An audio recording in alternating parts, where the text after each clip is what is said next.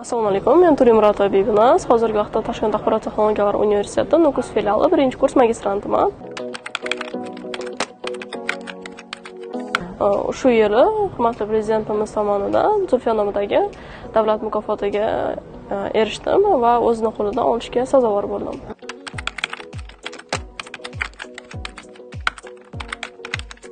Birinchi navbatda meni fikrim bo'yicha bu akam, chunki akam ham shu axborot texnologiyalari yo'nalishida mutaxassis bo'lib hisoblanadi.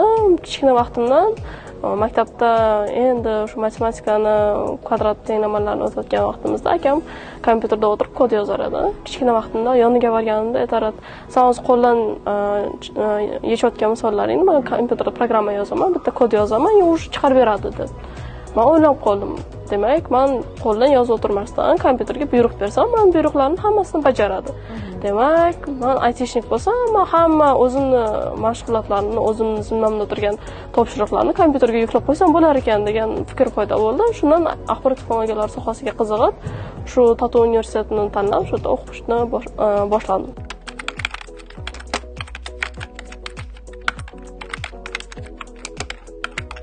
Albatta o'ziga ishonchi bo'lishi shart, chunki hozirgi vaqtda shu raqamli texnologiyalar ministrligini o'zi, vazirligini o'zi, prezidentimizni o'zi axborot texnologiyalariga juda ham katta e'tibor qaratyapti. Bunga misol etib, shu yildan boshlab Zulfiya nomidagi davlat mukofotiga axborot texnologiyalari yo'nalishi qo'shilganligini dalil qilib keltirsak bo'ladi. Juda ham ko'p imkoniyatlar bor. Hozirgi vaqtda IT Park o'zi bizlarga juda ham ko'p imkoniyatlar yaratib beryapti. Vazirligimiz juda ko'p imkoniyatlar yaratib beryapti. U imkoniyatlardan biz faqat foydalanib bilsak bo'ldi. Asrasa qizlarga bu Technovation Girls bo'lsin, boshqa sammitlar bo'lsin, hackathonlar bo'lsin, qizlar uchun отдельно o'tkaziladi, ayriqcha o'tkaziladi. Qizlar uchun boshqacha e'tibor beryapti. Bizlar faqat o'zimizga ishonchimiz bo'lishimiz kerak. Bizlar o'qiymiz desak, bizlarga hamma imkoniyat bor. Faqat o'ziga ishonsa bo'ldi. Harakat qilsa bo'ldi.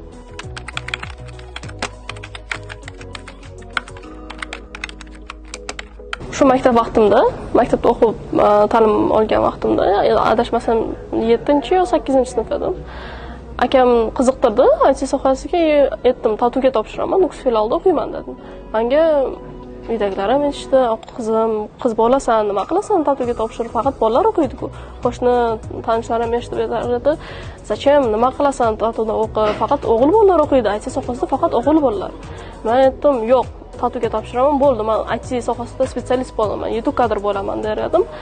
Keyin ota-onam axir yengildi, chunki akam qattiq turib oldilar, xohlagan yo'nalishida o'qiydi deb.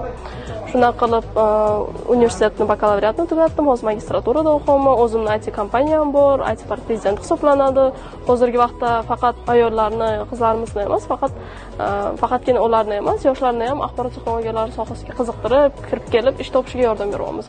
Vaqtida agar men boshqalarning gapiga ishonib, "Ha, qiz bolaniki emas ekan" deganda, bu joyda hozir turmagan bo'lar edim.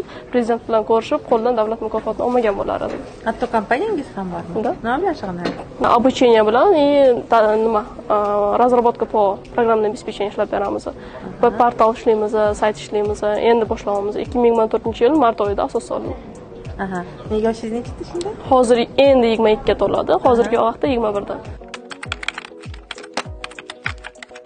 Hozir o'qib, ta'lim olib, bilim olsa, ertaga o'zlariga yaxshi bo'ladi. Chunki prezidentimiz ham aytadi-ku, bir oilada bir qiz ta'lim olsa, u oiladagi atrof muhit o'zgaradi deydi. Bu rost narsa.